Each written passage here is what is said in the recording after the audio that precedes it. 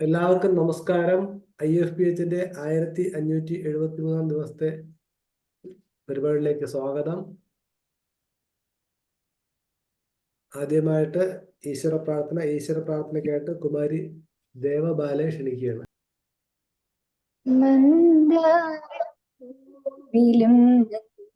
സ്മിതത്തിലും ചന്തം വിടർത്തുന്ന ചാരുശീലേ, മൺതരിക്കുള്ളിലും മാമലയ്ക്കുള്ളിലും സ്പന്ദനം കൊള്ളുന്ന ചാരുസത്തേ, ചിന്തയിൽ വാക്കിൽ പ്രവൃത്തിയിലൊക്കെയും ചിന്തനേ നന്മതൻ തൂവെളിച്ചം, സന്താപമെല്ലാം അകറ്റിയൻ മാനസ സന്തോഷ സൗഖ്യങ്ങൾ സഞ്ചിതങ്ങൾ, ലോകാ സമസ്താ സുഖിനോ ഭവന്തു, ഈ ലോകമീ മന്ത്രമെന്നും മുഴങ്ങാൻ, വിജ്ഞാനദീപം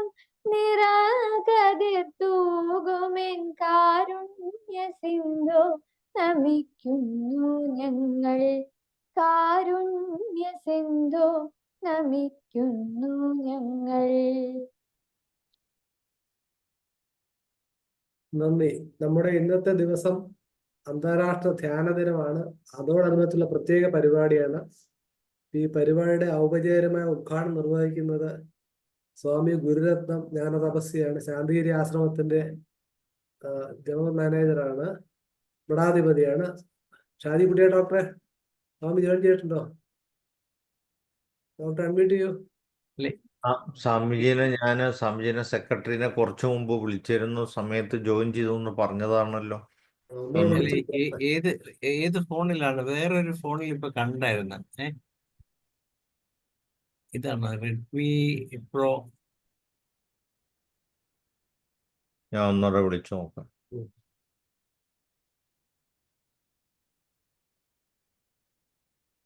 നമുക്കറിയാം, അഷ്ടാംഗ യോഗവും 8 അംഗങ്ങളും യമം, നിയമം, ആസനം, പ്രത്യാഹാരം, ധാരണ, ധ്യാനം, സമാധി, ഇങ്ങനെ വിവിധ ഘടകങ്ങളിൽ ചേർന്നതാണ് ഈ അഷ്ടാംഗ യോഗം എന്ന് പറയുന്നത്. അപ്പൊ അതിനകത്ത് ഏറ്റവും പ്രധാനപ്പെട്ട 7ാമത്തെ ഐറ്റമാണ് ധ്യാനം എന്നുള്ളത്. അപ്പൊ അതിനു മുമ്പ് ഇത്രയും കടന്നു വരേണ്ടതായിട്ടുണ്ടെന്നുള്ളതാണ് ഏറ്റവും ശ്രദ്ധേയമായതും ഏറ്റവും കഠിനമായത്. തീർച്ചയായിട്ടും പറയാനൊക്കെ നിവർത്തിയില്ല.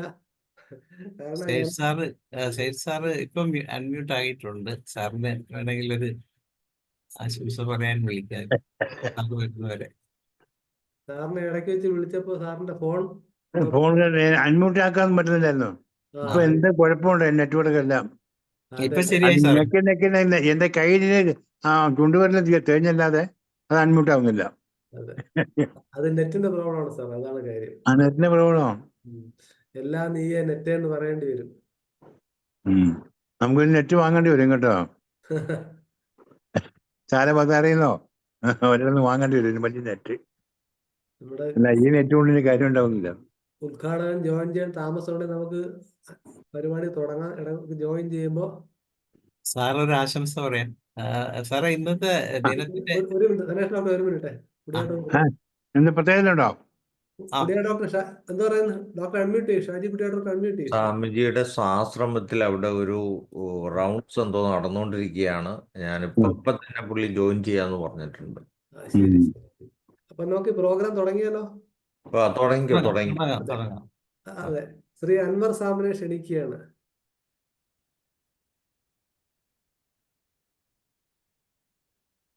സ്മൈൽ ലൈഫ് കോച്ച് ആണ് ശ്രീ അൻവർ സാം. അദ്ദേഹത്തെ നമ്മുടെ വേദിയിലേക്ക് കൊണ്ടുവന്നത് ഡോക്ടർ അജിനിയാണ്. ശ്രീ അൻവർ സാം, തുടങ്ങിക്കോളൂ. സ്മൈലി വിനിങ് കേൾക്കാലോ അല്ലേ എല്ലാവർക്കും? കേൾക്കാം. ഓക്കെ, വളരെയധികം സന്തോഷം. അന്താരാഷ്ട്ര മെഡിറ്റേഷൻ ഡേ, ധ്യാന ദിനത്തിൽ ഈ ഒരു കമ്മ്യൂണിറ്റിയെ അഭിമുഖീകരിക്കാൻ കഴിഞ്ഞതിൽ വളരെയധികം സന്തോഷം. ധ്യാനത്തെക്കുറിച്ച് എന്ത് പറയണമെന്ന് ഞാനിങ്ങനെ ആലോചിക്കുകയായിരുന്നു.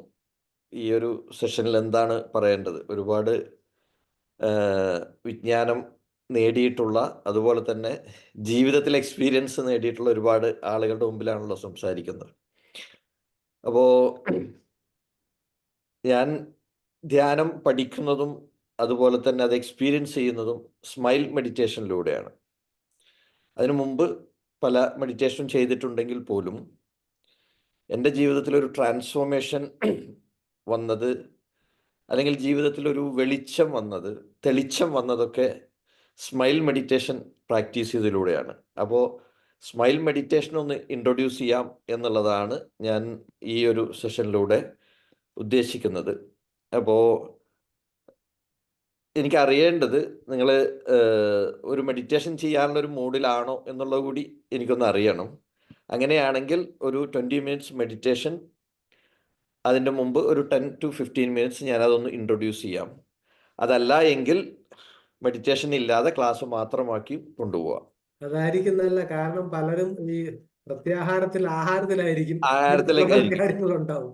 ഓക്കെ. ഓക്കെ ഓക്കെ അപ്പൊ ഞാൻ അതിന്റെ കുറച്ച് സൂചനകൾ നൽകാം.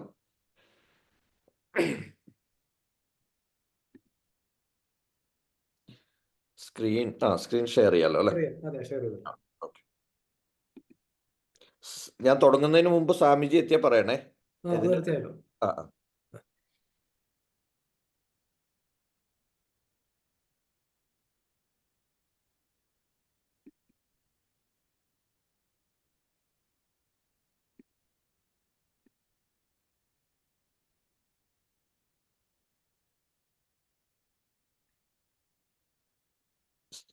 സ്ക്രീൻ കാണാലോ അല്ലെ? കാണാം. സ്മൈൽ മെഡിറ്റേഷനെ കുറിച്ച് കേട്ടിട്ടുണ്ടോ? ഇല്ല. ഇല്ല. ഓക്കെ ഓക്കെ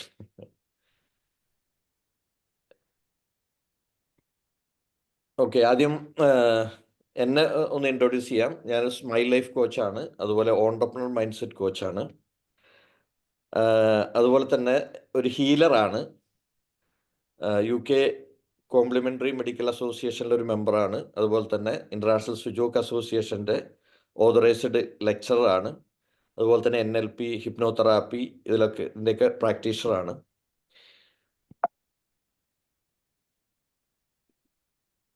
ഇവിടെ മെഡിറ്റേഷൻ എന്ന് സാധാരണ പറയുമ്പോൾ നമ്മുടെ മനസ്സിനെയും ശരീരത്തിനെയും ശരിക്ക് കാംനെസ്സിലേക്ക് കൊണ്ടുപോകുന്ന, അല്ലെങ്കിൽ റിലാക്സേഷനിലേക്ക് നയിക്കുന്ന ഒരു കാര്യമായിട്ടാണ് സാധാരണ മെഡിറ്റേഷനെ കുറിച്ച് പറയാറുള്ളത്. എന്നാൽ എൻ്റെ ജീവിതാനുഭവം എന്ന് പറയുന്നത് ബിയോണ്ട് ദാറ്റാണ്. അതായത് നമ്മുടെ ശരീരത്തെയും മനസ്സിനെയും ശാന്തമാക്കുക എന്നതിനേക്കാൾ ഉപരിയായിട്ട് ജീവിതത്തിൽ വെളിച്ചം നൽകിയിട്ടുള്ള, അല്ലെങ്കിൽ ജീവിതത്തിനൊരു താളം നൽകിയിട്ടുള്ള, അതുപോലെ തന്നെ ഈ ലോകത്തെക്കുറിച്ചുള്ള കാഴ്ചപ്പാടിനെ മാറ്റിയിട്ടുള്ള ഒരു കാര്യമായിട്ടാണ് എൻ്റെ ജീവിതത്തിൽ മെഡിറ്റേഷൻ വർക്ക് ചെയ്തിട്ടുള്ളത്. അപ്പോൾ സാധാരണ മെഡിറ്റേഷനെ കുറിച്ച് പറയുന്ന ഒരു കാര്യമുണ്ട്. അത് പിന്നെ to achieve a state of deep relaxation, അതുപോലെ തന്നെ ഡീപ്പ് അവയർനെസ്, അതുപോലെ ഇന്നർ പീസ്. എന്നെ സംബന്ധിച്ച് ബിയോണ്ട് മൈൻഡ് ആൻഡ് ബോഡിയാണ് മെഡിറ്റേഷൻ. അതിനേക്കാൾ ഉപരി എന്നെ ഡീപ്പായിട്ട് മനസ്സിലാക്കുവാനും, എന്നെ ആഴത്തിൽ തിരിച്ചറിയുവാനും, അതുപോലെ തന്നെ ഈ ലോകത്തെക്കുറിച്ചുള്ള കാഴ്ചപ്പാട് തന്നെ മാറ്റുവാനും നിരന്തരമുള്ള മെഡിറ്റേഷൻ സഹായിച്ചിട്ടുണ്ട്. നമ്മൾ മെഡിറ്റേഷൻ എന്ന് പറയുമ്പോൾ സത്യത്തിൽ നാം നമ്മെ തിരിച്ചറിയുവാനും, നമ്മളോട് കൂടുതൽ സംവദിക്കുവാനും, നമ്മളുമായി കൂടുതൽ കണക്ട് ചെയ്യുവാനുമുള്ള ഒരു ടൂളാണ് ശരിക്കും മെഡിറ്റേഷൻ. നമ്മുടെ സാധാരണ ജീവിതം മുന്നോട്ട് പോകുന്നത് 5 ഇന്ദ്രിയങ്ങൾ പുറത്തേക്ക് തുറന്നു വെച്ച ഒരു അവസ്ഥയിലാണ്. ഈ 5 ഇന്ദ്രിയങ്ങളിലൂടെ നിരന്തരം ഇൻഫോർമേഷൻസ് നമ്മുടെ ഉള്ളിലേക്ക് ഇങ്ങനെ ഒഴുകി വന്നുകൊണ്ടിരിക്കുകയാണ്. അത് നമുക്ക് ആവശ്യമുള്ളതും ആവശ്യമില്ലാത്തതുമായിട്ടുള്ള ഇൻഫോർമേഷൻസ് ഒഴുകി വന്നുകൊണ്ടിരിക്കുന്നു. ഈ 5 ഇന്ദ്രിയങ്ങളിലൂടെ നമ്മൾ സ്വീകരിച്ചു കൊണ്ടിരിക്കുന്ന ആ ഇൻഫോർമേഷനെ നമ്മുടെ എനർജിയും നമ്മുടെ സമയവും ഉപയോഗിച്ച് പ്രോസസ്സ് ചെയ്തുകൊണ്ടിരിക്കുന്നു. 24 മണിക്കൂറിൽ ഒരു വലിയ ഭൂരിപക്ഷ സമയം ഇതിനു വേണ്ടി നാം ഇൻവെസ്റ്റ് ചെയ്തുകൊണ്ടിരിക്കുന്നു. ഇവിടെയാണ് നമ്മൾ മെഡിറ്റേഷനിലേക്ക് പോകുമ്പോൾ ഈ 5 ഇന്ദ്രിയങ്ങളെയും കൊട്ടി അടച്ചുകൊണ്ട് നമ്മുടെ ഉള്ളിലേക്ക് ആഴത്തിലൊന്ന് ഇറങ്ങിച്ചെല്ലുവാനും നമ്മൾ ഉള്ളിലേക്കൊന്ന് നോക്കുവാനുമുള്ള ഒരു അവസരം ലഭിക്കുന്നു എന്നുള്ളതാണ്. നിങ്ങൾക്ക് ഏത് തരത്തിലുള്ള ധ്യാനവും പ്രാക്ടീസ് ചെയ്യാം. ഇപ്പം എൻ്റെ ലൈഫിൻ്റെ ഒരു എക്സ്പീരിയൻസ് വെച്ച് പറയുകയാണെങ്കിൽ ഒരു 24 മണിക്കൂറിൽ നിങ്ങളൊരു 10 മിനിറ്റ്സ് അല്ലെങ്കിൽ ഒരു 15 മിനിറ്റ്സ് നിങ്ങളുമായി കണക്റ്റ് ചെയ്ത് നിന്നാൽ, അതായത് പുറം ലോകവുമായി അല്ലെങ്കിൽ നിങ്ങളുടെ സെൻസസ് 5 സെൻസുകളെ 5 ഇന്ദ്രിയങ്ങളെ ഒന്ന് ശാന്തമാക്കി അവിടെ നിന്നുള്ള ഇൻഫോർമേഷൻ നിർത്തിക്കൊണ്ട് ഒരു 10 മിനിറ്റ് അല്ലെങ്കിൽ 15 മിനിറ്റ് ഒരു ദിവസത്തിൽ നിങ്ങൾക്ക് നിങ്ങളുമായി ചേർന്നൊന്ന് നിൽക്കാൻ കഴിഞ്ഞാൽ 24 മണിക്കൂർ വളരെ ശാന്തതയോടുകൂടിയും വളരെ സമാധാനത്തോടു കൂടിയും മുന്നോട്ട് കൊണ്ടുപോകാൻ കഴിയും എന്നുള്ളതാണ് യാഥാർത്ഥ്യം. അത്രമാത്രം പവർഫുള്ളാണ് ഇത്. ഇതിൻ്റെ ഹിസ്റ്ററി ഒക്കെ പറയുകയാണെങ്കിൽ കുറേ പറയാണ്ട്, ഞാനതൊന്നും പറയുന്നില്ല. അതൊക്കെ നമുക്ക് ഇന്ന് വിരൽത്തുമ്പിൽ അവൈലബിൾ ആണ്. വളരെ മനുഷ്യൻ്റെ ഡെവലപ്മെൻറ്റ് മുതൽ മനുഷ്യൻ ഈ ധ്യാനം പരിശീലിക്കാൻ തുടങ്ങിയതാണ്, മനുഷ്യൻ്റെ വളർച്ച മുതൽ. അതിലേറ്റവും ഡീപ്പായിട്ടുള്ള ധ്യാനങ്ങൾ നമുക്ക് കാണാൻ കഴിയുന്നത് ബുദ്ധൻ്റെ പഠനങ്ങളിലാണ്. അതിന് മുമ്പായിട്ട് അതുപോലെ തന്നെ ഇന്ത്യയുടെ ഏറ്റവും പ്രധാനപ്പെട്ട വേദങ്ങൾ നിലനിന്ന സമയങ്ങളിലാണ് വളരെ ആഴത്തിലുള്ള ഇതുമായിട്ടുള്ള പഠനങ്ങളൊക്കെ പറയുന്നത്. ഞാൻ അതിൻ്റെ ഹിസ്റ്ററിയിലേക്ക് പോകുന്നില്ല, ഞാൻ സ്മൈൽ മെഡിറ്റേഷനിലേക്ക് വരികയാണ്. അപ്പോൾ ഇതാണ് എനിക്ക് ധ്യാനം നൽകിയിട്ടുള്ള, ഞാൻ മനസ്സിലാക്കിയിട്ടുള്ള ഒരു ധ്യാനത്തിൻ്റെ കാഴ്ചപ്പാട്.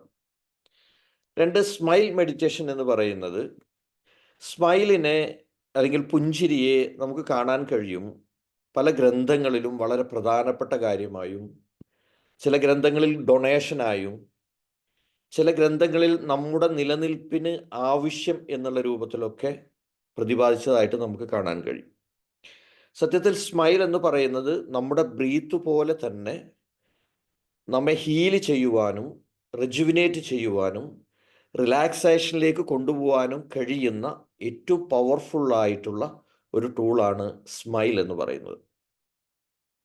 സ്മൈലിനെ എങ്ങനെയാണ് സ്മൈൽ മെഡിറ്റേഷൻ പ്രാക്ടീസ് ചെയ്യുക എന്ന് ചോദിച്ചാൽ, നമ്മൾ ഉണർന്നെഴുന്നേൽക്കുന്നത് മുതൽ നമ്മൾ ഉറക്കത്തിലേക്ക് പോകുന്നത് വരെ നമുക്ക് ഈ സ്മൈലിനെ പ്രാക്ടീസ് ചെയ്യാൻ കഴിയും.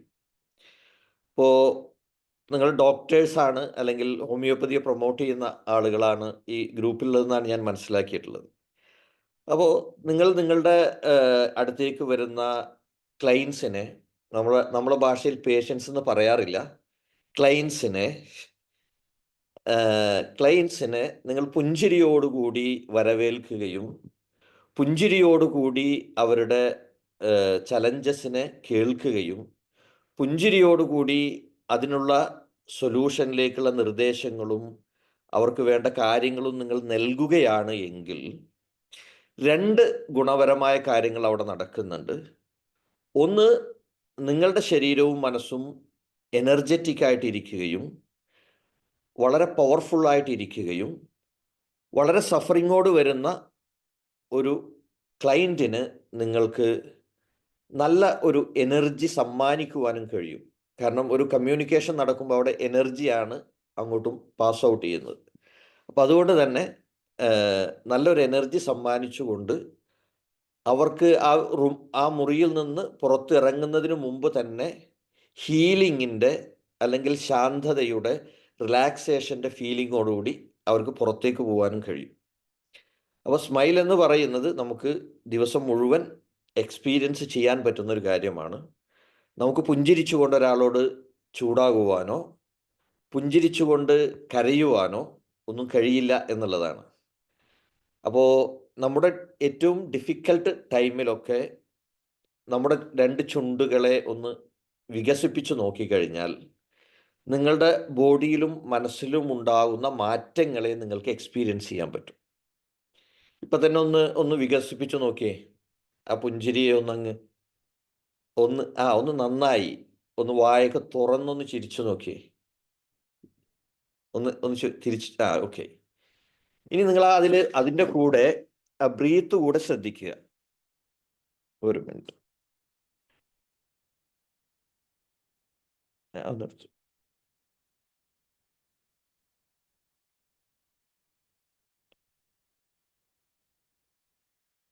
അതിൻ്റെ കൂടെ നിങ്ങൾ ബ്രീത്തിലേക്ക് കൂടി ഒന്ന് ഫോക്കസ് ചെയ്യുക. ബ്രീത്ത് ഉള്ളിലേക്ക് എടുക്കുമ്പോൾ ആ പുഞ്ചിരി വലുതായി വരുന്നതായിട്ട് ഒന്ന് ഫീൽ ചെയ്യുക. ഒന്ന് ട്രൈ ചെയ്ത് നോക്കുക. നന്നായി ബ്രീത്ത് എടുക്കുക. ബ്രീത്ത് എടുക്കുമ്പോൾ പുഞ്ചിരി ഓരോ പ്രാവശ്യം ബ്രീത്ത് എടുക്കുമ്പോഴും പുഞ്ചിരി വലുതായിക്കൊണ്ടിരിക്കുന്നു. നിങ്ങൾ കുറച്ച് സമയം ഈ 2 ചുണ്ടുകളെയും വികസിപ്പിച്ചൊന്ന് വെച്ചാൽ തന്നെ നിങ്ങളുടെ ശരീരത്തും മനസ്സിലും വരുന്ന മാറ്റങ്ങളെ നിങ്ങൾക്ക് ഫീൽ ചെയ്യാൻ കഴിയും. ഇന്ന് സ്മൈൽ മെഡിറ്റേഷൻ എന്ന് പറയുന്നത് എ പവർഫുൾ ഹീലിംഗ് ടൂളാണ്. ഞാൻ ഈ സ്മൈൽ മെഡിറ്റേഷൻ്റെ ഗുരു എന്ന് പറയുന്നത് പ്രൊഫസർ പാഗ്ജേവു ആണ്. Is A Korean philosopher. പക്ഷെ അദ്ദേഹം കൂടുതൽ യാത്ര ചെയ്തിട്ടുള്ളതും ജീവിച്ചിട്ടുള്ളതുമൊക്കെ ഇന്ത്യയിലും റഷ്യയിലുമൊക്കെയാണ്. എൻ്റെ ഗുരു ഡോക്ടർ പങ്കജ് ജൈനാണ്. അദ്ദേഹം ഒരു ഹോമിയോ ഡോക്ടറാണ്. ഇപ്പോൾ സ്മൈൽ ഹീലറാണ്, അതുപോലെ സ്മൈൽ മാസ്റ്ററാണ്. ഇദ്ദേഹത്തിൽ നിന്നാണ് ഞാൻ സ്മൈൽ മെഡിറ്റേഷൻ പഠിക്കുന്നതും പരിശീലിക്കുന്നതും. ഹോമിയോ ഡോക്ടറായിട്ട് അദ്ദേഹം കരിയർ തുടങ്ങുകയും അങ്ങനെ പ്രൊഫസർ പാഗ്ജേവിനെ കാണുകയും സ്മൈൽ മെഡിറ്റേഷനെ കുറിച്ച് കൂടുതൽ മനസ്സിലാക്കിയപ്പോൾ അദ്ദേഹം അതിൽ റിസർച്ച് ചെയ്തുകൊണ്ടിരിക്കുന്നു. ഭോപ്പാൽ ബേസ് ചെയ്തിട്ടാണ് അദ്ദേഹത്തിൻ്റെ കാര്യങ്ങൾ നടക്കുന്നത്. അദ്ദേഹം ഭോപ്പാൽ സ്വദേശിയാണ്. ഞാൻ അവിടെ പോയി അദ്ദേഹത്തെ കണ്ട്, അവിടെ സ്മൈൽ മെഡിറ്റേഷൻ സെൻ്റർ ഉണ്ട്, അവിടെ നിന്നൊക്കെയാണ് ഞാൻ പഠിച്ചത്. ഇതിൻ്റെ കൂടെ ഞാൻ ചേർത്ത് പറയുന്നു എന്നേ ഉള്ളൂ. ഇതിൽ സ്മൈൽ റിയൽ സ്മൈൽ നമുക്ക് കാണാൻ കഴിയുന്നത് കുഞ്ഞുങ്ങളിലാണ്. കുഞ്ഞുങ്ങളുടെ മുഖത്തേക്ക് നോക്കിയാൽ നമുക്ക് റിയൽ സ്മൈൽ കാണാൻ കഴിയും. അതുകൊണ്ടാണ് അമ്മയോ അച്ഛനോ ഒക്കെ കുഞ്ഞുങ്ങളെ അടിച്ചു കഴിഞ്ഞാലും അവർ അവരുടെ അടുത്തേക്ക് തന്നെ ഓടി വരുന്നത് നമുക്ക് കാണാൻ കഴിയും. കാരണം അവരിൽ സ്മൈൽ നിലനിൽക്കുന്നത് കൊണ്ടാണ് എന്നാണ് സ്മൈൽ മെഡിറ്റേഴ്സ് വിശ്വസിക്കുന്നത്. അതായത് അവർ ആത്മാർത്ഥമായി പുഞ്ചിരിക്കുന്ന ആളുകളായതുകൊണ്ടാണ് അവർ അടി കിട്ടിയാലും അമ്മയുടെ അടുത്തേക്കും അച്ഛൻ്റെ അടുത്തേക്കും ഓടി വരുന്നത്. പക്ഷെ അതിന് കുറച്ച് കഴിയുമ്പോഴാണ് മാതാപിതാക്കളുടെ വർഷങ്ങൾ നീണ്ട പരിശ്രമത്തിൻ്റെ ഭാഗമായിട്ടാണ് കുഞ്ഞുങ്ങൾ പിന്നീട് ഓടി മറയുന്നവരായിട്ട് മാറുന്നത്. അവരുടെ നിന്ന് പുഞ്ചിരി നഷ്ടപ്പെടുത്തുകയാണ്. അതിന് മാതാപിതാക്കൾ വർഷങ്ങൾ കഠിനാധ്വാനം ചെയ്തിട്ട് അവരിൽ ഉണ്ടാക്കിയെടുക്കുന്ന മാറ്റമാണത്. ഞാൻ പറയുന്നത് ക്ലിയർ ആവുന്നുണ്ടെന്ന് വിശ്വസിക്കുന്നു. സോ ഇതിൽ ഏറ്റവും പ്രധാനമായിട്ട് ഇതിൻ്റെ സ്മൈൽ മെഡിറ്റേഷൻ്റെ ഒരു ബേസിക് കൺസെപ്റ്റ് എന്ന് പറയുന്നത്, ഒരു മനുഷ്യൻ എന്ന് പറയുന്നത് സോൾ, മൈൻഡ്, ബോഡി ആൻഡ് ലൈഫാണ്. സോൾ ലീഡ് ചെയ്യുന്ന, അതുപോലെ തന്നെ മനസ്സും ശരീരവും പ്രവർത്തിച്ചുകൊണ്ട് ഉണ്ടാവുന്ന ഒരു ജീവിതമാണ് ഇപ്പോൾ നമ്മൾ എക്സ്പീരിയൻസ് ചെയ്തുകൊണ്ടിരിക്കുന്നത്. അതിനെ ഈ ഒരു രൂപത്തിലാണ് പ്രൊഫസർ പാഗ്ജേവു വരച്ചിട്ടുള്ളത്. അതൊരു മനുഷ്യൻ്റെ ബോഡി, മൈൻഡ്, ലൈഫ്. ഈ മൈൻഡും ബോഡിയും കൂടെ പ്രവർത്തിക്കുമ്പോൾ ക്രിയേറ്റ് ചെയ്യപ്പെടുന്നതാണ് നമ്മുടെ ജീവിതം എന്ന് പറയുന്നത്. ഇവിടെ നമ്മുടെ ജീവിതത്തിൽ സാധാരണ സംഭവിച്ചു കൊണ്ടിരിക്കുന്നത് ബോഡിയും മൈൻഡും ഡിസ്ഹാർമണൈസ് ചെയ്യപ്പെടുകയാണ്. അപ്പോൾ ഈ നമ്മുടെ എനർജി കൂടുതലായും യൂട്ടിലൈസ് ചെയ്യപ്പെടുന്നത് മൈൻഡിനെയും ബോഡിയെയും ഹാർമണൈസ് ചെയ്യുവാനാണ്, അതല്ലെങ്കിൽ സ്മൈൽ ചെയ്യിക്കുവാനാണ് ഏറ്റവും കൂടുതൽ എനർജി ഉപയോഗപ്പെടുത്തുന്നത് എന്നതാണ് യാഥാർത്ഥ്യം. മൈൻഡും ബോഡിയും എപ്പോഴെല്ലാം ഡിസ്ഹാർമണിയിലാവുന്നുവോ അപ്പോഴാണ് നമ്മുടെ ലൈഫും ഡിസ്ഹാർമണിയിലാവുന്നത്, അതുപോലെ തന്നെ സ്മൈൽ നഷ്ടപ്പെടുന്നത്. ഇത് ട്രയോർജിൻ എന്ന് പറയുന്ന ഒരു തിയറിയുടെ ഭാഗമായിട്ടാണ് പ്രൊഫസർ പാഗ്ജേവു അതിനെ വിശദീകരിക്കുന്നത്. ഇവിടെ മെഡിറ്റേഷനിലൂടെ നമുക്ക് നേടിയെടുക്കാൻ കഴിയുന്നത് മൈൻഡിനെയും ബോഡിയെയും ഹാർമണിയിലേക്ക് കൊണ്ടുവന്നുകൊണ്ട് സോൾ ലൈഫ് കണക്ഷനിലേക്ക് മാറാൻ കഴിയുമെന്നാണ്. സോൾ ലൈഫ് കണക്ഷനിലേക്ക് നമുക്ക് മാറാൻ കഴിഞ്ഞാൽ നമ്മുടെ ഉള്ളിൽ നിന്ന് വരുന്ന ചോദ്യങ്ങൾക്ക് ഉത്തരങ്ങൾ ലഭിക്കും. അതുപോലെ തന്നെ നമ്മുടെ മുമ്പിൽ വരുന്ന പ്രതിസന്ധികൾക്ക് നമ്മുടെ ഉള്ളിൽ നിന്ന് തന്നെ സൊല്യൂഷൻ വന്നുകൊണ്ടിരിക്കും. അതുപോലെ തന്നെ നമ്മുടെ ലൈഫിനോടുള്ള കാഴ്ചപ്പാട് വളരെ വിശാലമായിരിക്കും. നമ്മൾ ഇഷ്ടപ്പെടുന്ന, നമുക്ക് അനുകൂലമാകുന്ന ഒരു മേഖലയിലായിരിക്കും നമ്മുടെ ജീവിതം എത്തിച്ചേരുക. അതല്ലെങ്കിൽ നമ്മുടെ ജീവിതത്തെ എത്ര സഫറിങ്സിലൂടെയോ എത്ര ഡിഫിക്കൽട്ട് സിറ്റുവേഷനിലൂടെ കടന്നു പോകുമ്പോഴും ഡോക്ടറെ നമ്മുടെ സ്വാമി കയറിയിട്ടുണ്ടെന്ന് തോന്നുന്നു കേട്ടോ. ഒരു ഹാർമണി ഉള്ള ഒരു ജീവിതം സ്വാമി വന്നിട്ടുണ്ട്. നമുക്ക് കൊണ്ടുവരാൻ. ഞാൻ സ്വാമിയുടെ കഴിഞ്ഞിട്ട് തുടർന്നാൽ മതിയോ? അതെ, അതായിരിക്കും ഓക്കെ, തിരക്കുണ്ടാവും പക്ഷേ. ഷുവർ ഞാൻ നിർത്താം. ഓക്കെ.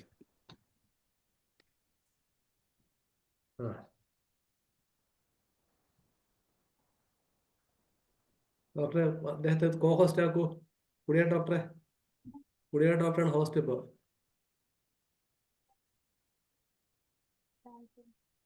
ഓക്കെ. കോ ഹോസ്റ്റ് ആക്കിക്കണേ. പ്രധാനപ്പെട്ട നമ്മുടെ ആദരണീയനായ സ്വാമി ഗുരുരത്നം ജ്ഞാനതപസ്യ ജോയിൻ ചെയ്തിട്ടുണ്ട്. ഈ പരിപാടിയുടെ ഔപചാരികമായ ഉദ്ഘാടനം നിർവഹിക്കുന്നതിനായിട്ട് സ്നേഹാദരങ്ങളോടെ സ്വാമിയെ ക്ഷണിക്കുന്നു.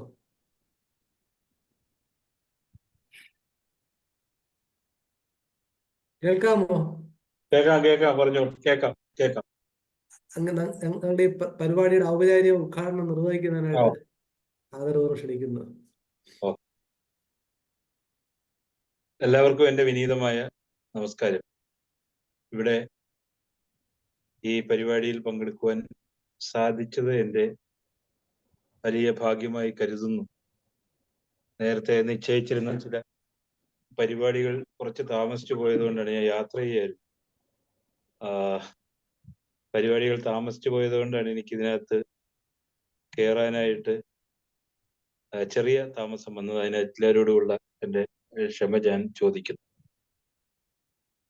അന്തർദേശീയ തലത്തിൽ ഹോമിയോയുടെ പ്രചരണത്തിനായി പ്രവർത്തിക്കുന്ന ഒരു പ്ലാറ്റ്ഫോമിൽ നിന്നുകൊണ്ട് ആത്മീയ ശാസ്ത്ര രംഗത്തെ ധ്യാനത്തെ പ്രചരിപ്പിക്കുന്നതിന് നിങ്ങൾ നടത്തുന്ന ഈ ഉദ്യമത്തിന് ആദ്യമേ തന്നെ ഞാൻ അഭിനന്ദനം അറിയിക്കുന്നു.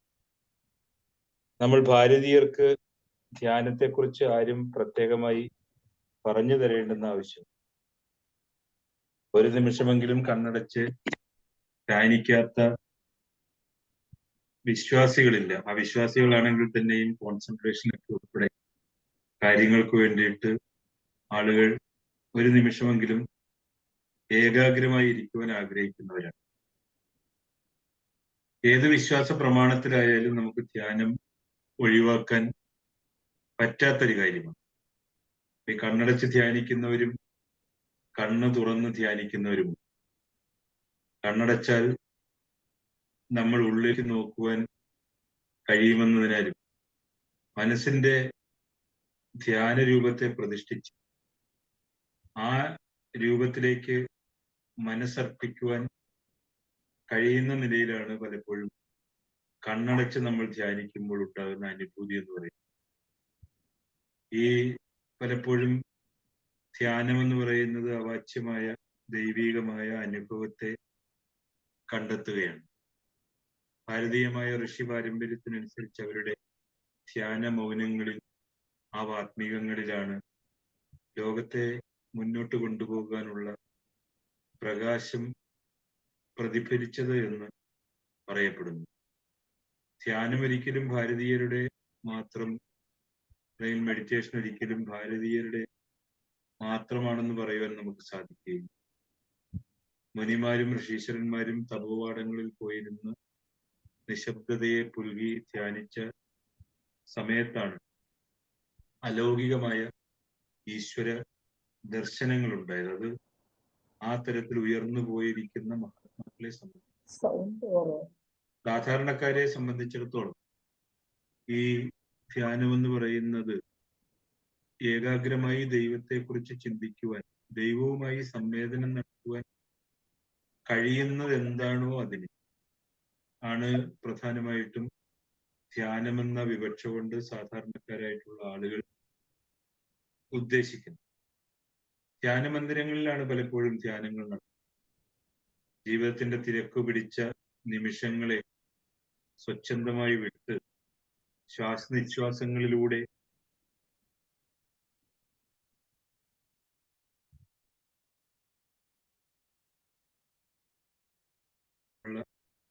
നമ്മുടെ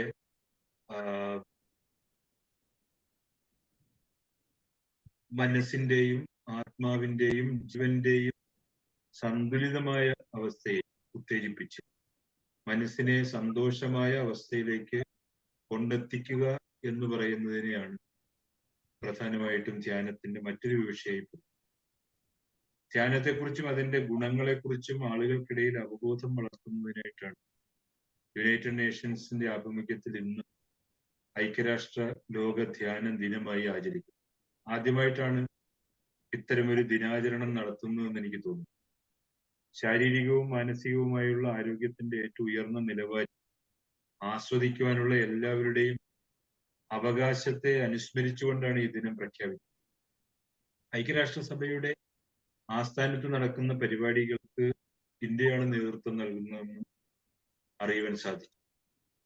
ആഗോള സമാധാനത്തിനും ഐക്യത്തിനും വേണ്ടിയുള്ള ധ്യാനം ഈ വർഷത്തെ പ്രമേയം തന്നെ യഥാർത്ഥത്തിൽ അങ്ങനെയാണ്. നമുക്കറിയാം, ഇന്ത്യയുടെ ചരിത്രത്തിന്റെയും സംസ്കാരത്തിന്റെയും ഭാഗമായിരുന്ന ധ്യാനം അതിരുകൾ കടന്ന് ലോകമെമ്പാടും എത്തുന്നു. യോഗ നമുക്കറിയാം നമ്മുടെ ധ്യാന മേഖലയിലെ ഒരു ആയുധമാണ്. പ്രധാനം ഭാരതീയരുടെ ആയുധങ്ങൾ സത്യവും ധർമ്മവും നീതിയും എന്ന് നമുക്ക് പറയാം. അതിനുശേഷം നമ്മൾ സത്യാഗ്രഹവും സഹനവും ക്ഷമയും പരിശീലിച്ചു. ആദ്യ കാലഘട്ടത്തിൽ നമ്മൾ യോഗയിലൂടെ ശാരീരിക ക്ഷമതയും ധ്യാനത്തിലൂടെ ആത്മസംയമനവും നേടിയെടുത്തവരാണ് ഭാരതീയർ എന്ന് പറയുന്നത്. ഒരു കർണത്തടിച്ച സായിപ്പിന് മറുകരണം കാണിച്ചു കൊടുക്കുവാനും സ്വയം പട്ടിണി കിടന്ന് എതിരാളിയെ തോൽപ്പിക്കുവാനും നമ്മൾ ശീലിച്ചത് നമ്മുടെയൊക്കെ ആത്മീയതയിലൂടെയാണ്. അത് ധ്യാനമെന്ന നമ്മുടെ ആത്മീയതയുടെ ഒരു ഗുണം കൂടി. ആത്മീയതയ്ക്കപ്പുറത്ത് വ്യക്തിപരമായ ക്ഷേമത്തിനും മാനസിക ആരോഗ്യത്തിനുമുള്ള ഫലപ്രദമായ ഉപകരണമായി ധ്യാനം മാറിയിരിക്കും. മാനസികവും വ്യക്തിഗതവും വൈകാരികവുമായ ഉന്നതി ധ്യാനത്തിലൂടെ മനുഷ്യന് ലഭിക്കും. നമ്മുടെ സ്വഭാവത്തിൽ ശാന്തതയും പക്വതയും ഒക്കെ ധ്യാനത്തിലൂടെ ആർജിക്കാമെന്ന് പറയുന്നു. ശാരീരികമായ വിശ്രമം കൂടിയാണ് ധ്യാനം പ്രദാനം ചെയ്യുന്നത്. മനസ്സിനെ ഏകാഗ്രമാക്കുന്ന പരിശീലനത്തെയാണ് ധ്യാനം എന്ന് പറയുന്നത്. സമ്മർദ്ദം കുറയ്ക്കുവാനും ശ്രദ്ധയും വൈകാരിക സന്തുലിതാവസ്ഥയും മെച്ചപ്പെടുവാൻ, ഉത്കണ്ഠയും വിഷാദവും ലഘൂകരിക്കുവാൻ, ഉറക്കത്തിന്റെ ഗുണനിലവാരം വർദ്ധിപ്പിക്കുവാൻ ധ്യാനത്തിന് കഴിയുമെന്ന് പഠനങ്ങൾ പലപ്പോഴും തെളിയിച്ചിട്ടുണ്ട്. ആധുനിക സാങ്കേതിക വിദ്യയുടെ വളർച്ചയോട് മെഡിറ്റേഷനുള്ള സാധ്യതയും വ്യാപിച്ചിരിക്കും. മെഡിറ്റേഷനായി ക്രമീകരിച്ചിരിക്കുന്ന ആപ്പുകളും ഓൺലൈൻ പ്ലാറ്റ്ഫോം പോലും ഇപ്പോൾ നിലവിലുള്ള ഒരു കാലഘട്ടത്തിലാണ് നമ്മൾ എല്ലാവരും ചെയ്യുന്നത്. ധ്യാനം ചെയ്യുന്നത് കൊണ്ടുള്ള ആരോഗ്യ ഗുണങ്ങൾ നിരവധിയാണ്. പ്രത്യേകിച്ച് ഡോക്ടർമാരായിട്ടുള്ള നിങ്ങളോട് ഞാൻ അതിനെക്കുറിച്ച് പ്രത്യേകിച്ച് എടുത്തു പറയേണ്ടുന്ന ആവശ്യമില്ല. നിങ്ങളത് ചെയ്യുന്നവരാണ്, പരിശീലിക്കുന്നവരാണ്, ചികിത്സിച്ച് വിജയിപ്പിക്കുന്ന ആളുകൾ. അപ്പൊ ധ്യാനത്തെ മാനസിക പിരിമുറുക്കം ലഘൂകരിക്കുന്നതിനും രക്തസമ്മർദ്ദം കുറയ്ക്കുവാനും ഹോർമോണുകളുടെ സമ്മർദ്ദമുണ്ടാക്കുന്ന ഹോർമോണുകളുടെ ഉത്പാദനം നിയന്ത്രിക്കുവാനും പതിവായി അത് ചെയ്യുന്നതിലൂടെ നമുക്ക് പരിശീലിക്കുവാൻ സാധിക്കുന്നു, അതിന് സഹായിക്കുമെന്ന് പറയാൻ കഴിയും. വൈജ്ഞാനികമായ പ്രവർത്തനങ്ങൾ മെച്ചപ്പെടുത്തുവാൻ സാധിക്കുന്നു എന്ന് പറയും. ഏകാഗ്രതയും മാനസിക സന്തോഷവും എന്നിവ വർദ്ധിപ്പിക്കുവാൻ ധ്യാനത്തിന് കഴിയും. ധ്യാനം ചെയ്യുന്നത് ഉറക്കത്തിന്റെ ഗുണനിലവാരത്തെ വർദ്ധിപ്പിക്കുമെന്ന് പറയും. ദിനചര്യയിൽ ധ്യാനം ഉൾപ്പെടുത്തുന്നത് കൂടുതൽ സുഖമായി ഉറങ്ങാനും സഹായിക്കുമെന്ന് പഠനങ്ങൾ പറയുന്നു.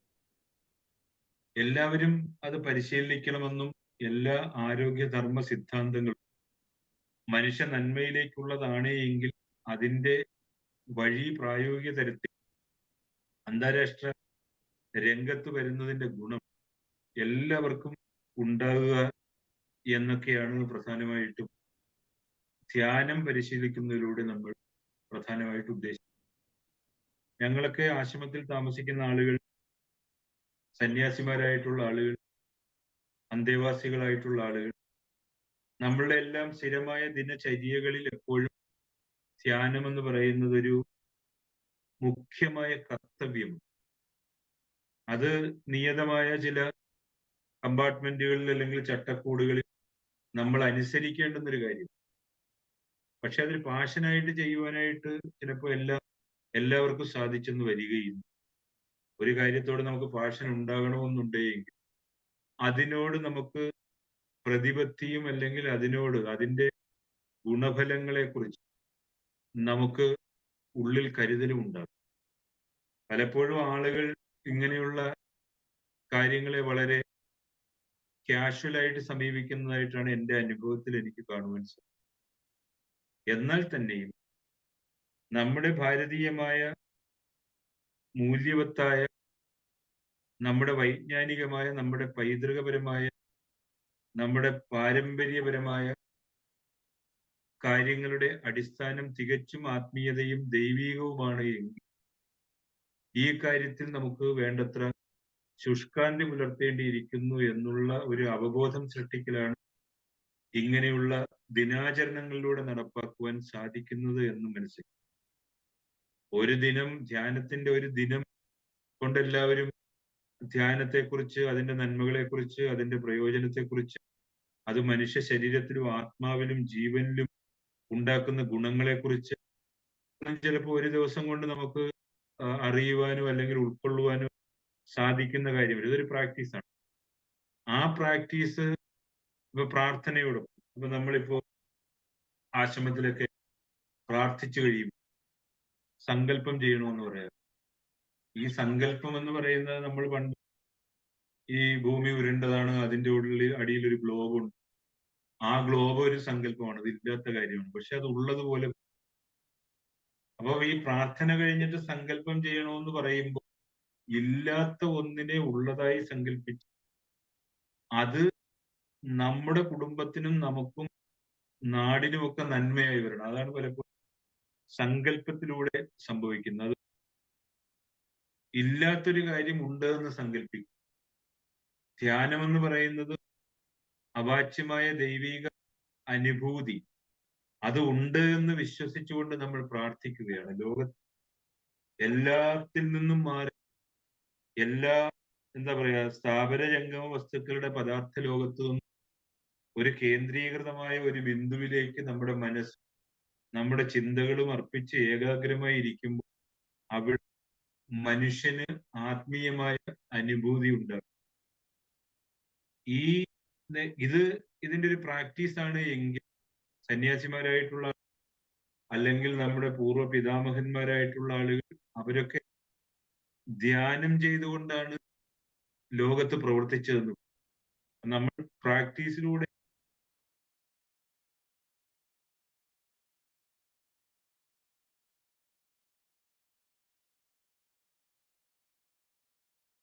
ധ്യാനം എന്ന് പറയുന്നത് മനുഷ്യനെ നന്മയിലേക്ക് നയിക്കുവാനും അവനെ ഏകോപിപ്പിക്കുവാനും അവന്റെ സദ്വാസനകളെയും സദ്ഗുണങ്ങളെയും വളർത്തുവാനും, എന്താ പറയാ, നമ്മുടെ പഞ്ചഭൂത നിർമ്മിതമായ ഈ ശരീരത്തിന്റെ ആവശ്യമില്ലാത്ത മാനുഷിക ത്വരകൾ മാറ്റുന്നതിനും മനുഷ്യനെ ഏകാഗ്രമായി ചിന്തിക്കുന്നതിനും അതിലൂടെ അവനും അവന്റെ ചുറ്റിലുമുള്ള സംവിധാനത്തിലുമൊക്കെ ആ തരത്തിൽ നന്മ പകരുന്നതിനും ഏറ്റവും ഉത്കൃഷ്ടമായിട്ടുള്ള ഒരു കാര്യമായിട്ടാണ് ധ്യാനത്തെ നമ്മൾ എല്ലാവരും കാണുന്നത്. പ്രപഞ്ചത്തിന്റെ സൃഷ്ടിയെക്കുറിച്ച് ഞാൻ സുദീർഘമായി സംസാരിക്കുന്നില്ല, കാരണം ഈ പ്ലാറ്റ്ഫോം നിങ്ങൾക്ക് കൃത്യമായ ചില സമയങ്ങൾ അനുവദിക്കപ്പെട്ടിട്ടുണ്ട്. അപ്പൊ കൂടുതൽ സമയം ഇതിനകത്ത് ഇരിക്കുവാൻ സാധിക്കുകയില്ല. ലോകത്തിന്റെ സൃഷ്ടിയെക്കുറിച്ച് പറയുമ്പോൾ വേദങ്ങൾ പറയുന്ന ഒരു കാര്യം പറഞ്ഞുകൊണ്ട് ഞാനിത് കൺക്ലൂഡ് ചെയ്യും. ദൈവത്തിന്റെ സൃഷ്ടി ലോകത്തുണ്ടായത് മനുഷ്യനുൾപ്പെടെ ജീവന്റെ ആദ്യ ഗണങ്ങൾ, ഇപ്പൊ നമ്മൾ അമീബ എന്നും യുഗ്ലീനി എന്നും ഒക്കെ കേട്ടിട്ടുണ്ട്. ഈ ജലോപരിതലത്തിൽ എപ്പോഴോ ഇത് ജീവൻ സംഭവിച്ചു, അത് പരിണാമപ്പെട്ട് പുല്ലായി പുഴുവായി സകല ചരാചരങ്ങളിലൂടെയും പരിണമിച്ച് മനുഷ്യനെന്ന പരിണാമത്തിന്റെ ഏറ്റവും ഉത്തമമായ ഒരു തലത്തിൽ എത്തി നിൽക്കുമ്പോൾ ഈ പ്രപഞ്ചത്തിന്റെ സൃഷ്ടി നടന്നത് സപ്തഋഷികളുടെ പ്രാർത്ഥനയിലും സങ്കല്പത്തിലും ധ്യാനത്തിലുമാണെന്ന് വേദങ്ങൾ എഴുതി വെക്കപ്പെട്ടു. അപ്പൊ പുരാണങ്ങളെക്കാൾ കൂടുതലായി ആധികാരികമായ വിശ്വാസ്യത എപ്പോഴും ഉണ്ടാകുന്നത് വേദങ്ങൾ. മിത്തുകൾ എന്ന് പറയുമ്പോൾ അതിനകത്ത് പല തരത്തിലുള്ള കാര്യങ്ങൾ. അപ്പൊ വേദാതീത കാലം അല്ലെങ്കിൽ വേദങ്ങളുടെ കാലം എന്ന് പറയുമ്പോൾ ആ കാലം മുതൽ പറയപ്പെടുന്ന ആത്മീയ വഴി എന്ന് പറയുന്നത് പ്രപഞ്ചത്തിന്റെ സൃഷ്ടി സപ്തർഷികളുടെ ധ്യാനത്തിൽ നിന്നുണ്ടായതാണ്. ആ ധ്യാനാവസ്ഥയാണ് പ്രപഞ്ചത്തിന്റെ സൃഷ്ടിക്ക് ആധാരമായി. ആ ധ്യാനാവസ്ഥ സന്യാസിമാരായിട്ടുള്ള ആളുകൾ, മാമുനിമാരായിട്ടുള്ള ആളുകൾ ജീവിതത്തിൽ അവർക്ക് അത് ഉൾക്കൊണ്ട് അത് ലോകത്തിന് പകരുവാൻ സാധിച്ചിട്ടുണ്ട് എങ്കിൽ മനുഷ്യന് അന്തർലീനമായിരിക്കുന്ന ഏകാഗ്രത എന്ന ഒരു ഗുണത്തെ യഥാർത്ഥത്തിൽ അത് കൂടുതൽ വ്യാപകമാക്കിയെടുത്ത് അവനെ കൂടുതൽ ഉത്കൃഷ്ടമാക്കുവാൻ ഈ കാര്യത്തിന് സാധിക്കുന്നു എന്ന് പറയുന്നതിൽ യാതൊരു സംശയവുമില്ല. അതിന്റെ പൗരാണികമായ അല്ലെങ്കിൽ ആ കാലഘട്ടത്തിലേക്ക് ഞാൻ കൂടുതലായിട്ട് പോകുന്നില്ല. അതിന്റെ ഒരു ആ കാര്യത്തെക്കുറിച്ച് മാത്രം, അതിന്റെ പ്രാധാന്യത്തെക്കുറിച്ച് പറയാൻ വേണ്ടിയിട്ട് ഞാൻ ആ കാര്യം ഇവിടെ ഉപയോഗിച്ചെന്ന് മാത്രമേ ഉള്ളൂ. എന്നിരുന്നാലും ഇന്ന് രാവിലെ ഞങ്ങൾ ആശ്രമത്തിൽ എല്ലാ ദിവസവും ആ കാര്യം ചെയ്യുന്നുണ്ടെങ്കിൽ തന്നെ ഇന്നത്തെ ഈ ദിവസത്തിന്റെ പ്രത്യേകത കണക്കിലെടുത്ത് ഞങ്ങൾ ഇവിടെ ഒരു സഹകരണ മന്ദിരം എന്ന് പറയുന്ന ആരാധനാലയമുണ്ട്. അവിടെ എല്ലാ മതസ്ഥരായിട്ടുള്ള ആളുകളും വന്ന് പ്രാർത്ഥിക്കുന്ന സ്ഥലമാണ്. ഇതൊരു തീർത്ഥാടന കേന്ദ്രം. അവിടെ ഞങ്ങൾ രാവിലെ സന്യാസിമാരും സന്യാസിനിമാരും എല്ലാവരും ധ്യാന ദിനം ആചരിക്കുകയുണ്ട്. എല്ലാവരും പ്രാർത്ഥിച്ചു കഴിഞ്ഞിട്ട് 10 മിനിറ്റ് ധ്യാനിച്ചുകൊണ്ടാണ് ആ ദിനത്തെ നമ്മൾ വരവേ. ഒരു ദിവസം മാത്രമല്ല, ഞാനിവിടെ സംസാരിച്ച സമയത്തും പറയുകയുണ്ട്, ഒരു ദിവസം മാത്രമല്ല, അത് തുടർച്ചയായി നമ്മൾ പരിശീലിക്കേണ്ടുന്ന ഒരു കാര്യം കൂടിയാണ്. എന്തായാലും ഇന്ന് പ്രത്യേകിച്ചും ഈ സംഘടന നൽകിയ ഈ കാര്യത്തിന് നൽകിയ പ്രാധാന്യത്തെ ഞാൻ ഈ അവസരത്തിൽ എടുത്ത് പറയുന്നു. ഇന്നിവിടെ സന്നിഹിതരായിരിക്കുന്ന എല്ലാവരോടുമുള്ള എൻ്റെ സ്നേഹാദരങ്ങളെ അറിയിക്കുന്നു. ഏറ്റവും ബഹുമാന്യനായ ശ്രീ ഡോക്ടർ ഷാജി കുടിയാട്ട്, അദ്ദേഹവുമായിട്ട് എനിക്ക് വളരെ കാലം ബന്ധമുള്ള വ്യക്തിയാണ്. അദ്ദേഹത്തോടുള്ള സ്നേഹാദരങ്ങൾ എല്ലാവരുടെയും പേരെടുത്ത് ഞാൻ പറയുന്നില്ല. ഒരുപാട് പ്രമുഖരായിട്ടുള്ള വ്യക്തിത്വം ഇവിടെ ഈ ഓൺലൈൻ പ്ലാറ്റ്ഫോമിൽ എത്തിച്ചേർന്നിട്ടുണ്ട്. ഇനിയും ജനോപകാരപ്രദമായിട്ടുള്ള ആരോഗ്യപരമായിട്ടുള്ള ഇങ്ങനെയുള്ള കാര്യങ്ങൾ പ്രചരിപ്പിക്കുക നിങ്ങൾക്ക് എല്ലാവർക്കും സാധിക്കട്ടെ എന്ന് ഈ അവസരത്തിൽ പറഞ്ഞുകൊണ്ട് എന്നെ ഈ വെബിനാറിൽ ക്ഷണിച്ച ഇതിന്റെ സംഘാടകരോടുള്ള സ്നേഹാദരം, ഇതിൽ തുടർച്ചയായിട്ട് നിങ്ങൾ ചെയ്തുകൊണ്ടിരിക്കുന്ന മുടങ്ങാതെ ചെയ്തുകൊണ്ടിരിക്കുന്ന ഒരു കാര്യമാണെന്ന് എനിക്ക് മനസ്സിലാക്കുവാനായിട്ട് സാധിക്കുന്നു. ഇത് പങ്കെടുത്തുകൊണ്ടിരിക്കുന്ന, ഇത് അവതരിപ്പിക്കുന്ന ശ്രീ അൻവർ, അതുപോലെ ഇവിടെ നന്ദി പ്രകാശിപ്പിക്കുന്ന ഡോക്ടർ മറിയാമ്മ ജോ, മോഡറേറ്റർ ആയിട്ടുള്ള ശ്രീ ജി എൻ മനോജ്, എല്ലാവർക്കുമുള്ള എൻ്റെ സ്നേഹാദരങ്ങൾ അറിയിച്ചുകൊണ്ട് ഈ പരിപാടി ഉദ്ഘാടനം ചെയ്ത, ധ്യാനം ഉദ്ഘാടനം ചെയ്യാനൊന്നും എന്നെപ്പോലുള്ള യോഗ്യത അല്ലെങ്കിൽ ആ തരത്തിൽ അഗാധമായ ധ്യാന മൗനങ്ങൾ ജീവിതത്തിന്റെ അല്ലെങ്കിൽ അറിവിന്റെ ജ്ഞാനത്തിന്റെ വഴികളെ ആ തരത്തിൽ ശ്രദ്ധയും ചിട്ടയും വ്രതാനുഷ്ഠാനങ്ങളോടുകൂടി മുന്നോട്ട് കൊണ്ടുപോകുന്ന ആളുകളാണ് യഥാർത്ഥത്തിൽ ഇങ്ങനെയുള്ള കാര്യങ്ങൾക്ക് അതിനെ ഉദ്ഘാടനം ചെയ്യുന്നു എന്നൊക്കെ പറയാൻ സാധിക്കുന്നു. ഞാൻ സാധാരണക്കാരനായിട്ടുള്ള വ്യക്തിയാണ്. ഇതൊക്കെ പഠിക്കുവാനും ഇതൊക്കെ പിന്തുടരാനും ഒക്കെ ശ്രമിക്കുന്ന ഒരാൾ മാത്രം. അതുകൊണ്ട് ഞാൻ ഇതിന്റെ ഔപചാരികതയുടെ പേരിൽ നിങ്ങളെല്ലാവരുടെയും സാന്നിധ്യം, നിങ്ങളെല്ലാവരും ഈ ഉദ്യമം എല്ലാവരും ഹൃദയം കൊണ്ടാണ് ചെയ്യുന്നതെന്ന് എനിക്ക് മനസ്സിലാക്കുവാൻ സാധിക്കുന്നു. ഡെഡിക്കേറ്റഡ് ആയിട്ടുള്ള ആളുകളാണ് പലരെയും എനിക്ക് വ്യക്തിപരമായിട്ട് അറിയാം. അത്രയും ഡെഡിക്കേറ്റഡ് ആയിട്ടാണ് നിങ്ങൾ എല്ലാവരും ഈ കാര്യം ചെയ്യുന്നത്. നിങ്ങളോട് എല്ലാവരോടും സ്നേഹാദരങ്ങൾ ഈ അവസരത്തിൽ അറിയിച്ചുകൊണ്ട് ഉദ്ഘാടനം ചെയ്തതായി അറിയിക്കുന്നു. എല്ലാ നന്മകളും നേരുന്നു, അതിനായിട്ട് പ്രാർത്ഥിക്കുന്നു, ധ്യാനിക്കുന്നു. നന്ദി, നമസ്കാരം. വളരെ നന്ദി സാർ, വളരെ ഉജ്ജ്വലമായി സംസാരിച്ചു. അതായത് ദൈവികമായ അനുഭൂതിയെ കണ്ടെത്തുന്നതാണ് ധ്യാനം എന്ന ഒരൊറ്റ വാക്കിൽ പറഞ്ഞാൽ ആ തലച്ചോറിന്റെ ആഴവും ചിന്തയുടെ പരപ്പും നമുക്ക് മനസ്സിലാകും. വളരെ നന്ദിയുണ്ട് സാർ. നമുക്ക് പരിപാടി തുടരാം. ശ്രീ അൻവർ സാം തുടരാം. അൺമ്യൂട്ട് ചെയ്യുമോ? Okay, thank you Swamiji. ധ്യാനത്തെക്കുറിച്ച് വളരെ ഡീപ്പായിട്ടാണ് സ്വാമിജി സംസാരിച്ചത്. അങ്ങനെ ഒരു പ്രഭാഷണം കേൾക്കാൻ കഴിഞ്ഞതിൽ ഒരു ഭാഗ്യമായിട്ട് കാണുന്നു. ഞാൻ പറഞ്ഞു വന്ന കാര്യത്തിലേക്ക് തുടരുകയാണ്. സ്ക്രീൻ കാണാമല്ലോ അല്ലേ? ഓക്കെ. അപ്പോൾ നമ്മുടെ മനുഷ്യൻ എന്നുള്ള നിലയിൽ ഈ 4 കാര്യങ്ങളിൽ ധ്യാനത്തിലൂടെ സ്വാമിജി പറഞ്ഞ കാര്യം അതാണ്, ആത്മീയമായ ഒരു ഉണർവ് അല്ലെങ്കിൽ ഒരു വെളിച്ചം നമ്മളിലേക്ക് ഇത് തരും. അത് മനസ്സിനെയും ശരീരത്തെക്കാളും മുകളിലാണ്. അപ്പോൾ ഈ സോൾ ലൈഫ് കണക്ഷൻ എന്ന് പറയുന്നത് വളരെ പ്രധാനമാണ് നമ്മുടെ ജീവിതത്തിൽ. ഈ സോൾ ലൈഫ് കണക്ഷൻ ഉണ്ടാവുന്നതോടുകൂടി നമുക്ക് ഇൻഡിപെൻഡൻസി ഉണ്ടാവുന്നു എന്നുള്ളതാണ് പറയാം. നമ്മൾ സ്വാതന്ത്ര്യം നേടുന്നു. എന്തിൽ നിന്ന് സ്വാതന്ത്ര്യം നേടുന്നു എന്ന് ചോദിച്ചാൽ, നമ്മൾ തന്നെ തീർത്തിട്ടുള്ള തടവറകളിൽ നിന്ന് നമുക്ക് സ്വാതന്ത്ര്യം നേടുന്നു എന്നുള്ളതാണ്. ഇവിടെ ഓരോരുത്തരും അവരവർ തീർത്ത തടവറകളിലാണ്. അവരുടെ ഇമോഷൻ്റെ തടവറ, വൈകാരികതയുടെ തടവറ, അതുപോലെ തന്നെ ലിമിറ്റേഷനുകൾ. സ്വന്തം ജീവിതത്തിൽ ഒരുപാട് കാര്യങ്ങൾക്ക് എനിക്ക് ലിമിറ്റേഷൻ വെക്കുന്നു. എന്നിട്ട് നമ്മളൊരു വട്ടം വരച്ചിട്ട് അതിനകത്ത് നിന്നുകൊണ്ടാണ് ഇത് തന്നെയാണ് ഈ ലോകം എന്ന് വിചാരിച്ചിരിക്കുന്ന അതിൽ നിന്ന് ആ വട്ടങ്ങളെ പൊട്ടിച്ച്, ആ ഒരു വട്ടത്തെ പൊട്ടിച്ച് പുറത്തു കടന്നുകൊണ്ട് യഥാർത്ഥത്തിൽ നമുക്ക് ലഭിച്ചിട്ടുള്ള വലിയ അനുഗ്രഹമായ ഈ ജീവിതത്തെയും വലിയ അനുഗ്രഹമായി ഇപ്പോഴും നിലനിൽക്കുന്ന ഈ ലോകത്തെയും നമുക്ക് കാണാൻ കഴിയുമെന്നുള്ളതാണ്. അപ്പോൾ ഇതിൻ്റെ കൂടെ ഞാൻ ഇതിൻ്റെ ഒരു തിയറി കൂടെ പറയാം. ഈ ട്രയോർജിൻ തിയറി എന്നാണ് ഇതിനെ പറയുന്നത്. പ്രൊഫസർ പാർക്കിൻ്റെ റിസർച്ചാണ്. അദ്ദേഹം കണ്ടെത്തിയത് ലോകത്തിൻ്റെ എനർജി സിസ്റ്റം നിലനിൽക്കുന്നത് 4 എനർജിയിലാണ് എന്നുള്ളതാണ്.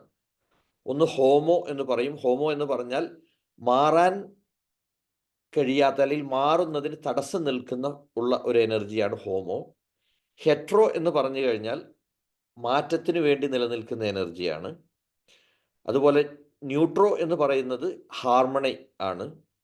അതുപോലെ ന്യൂട്ടോ എന്ന് പറയുന്നതാണ് നമ്മൾ സോളുമായിട്ട് കണക്ട് ചെയ്യുന്ന. അതല്ലെങ്കിൽ നമ്മൾ ഒരു ആറ്റത്തെ എടുത്തു കഴിഞ്ഞാൽ നമുക്ക് കാണാൻ കഴിയും 4 ഘടകങ്ങളായിരിക്കും ഉണ്ടാവുക.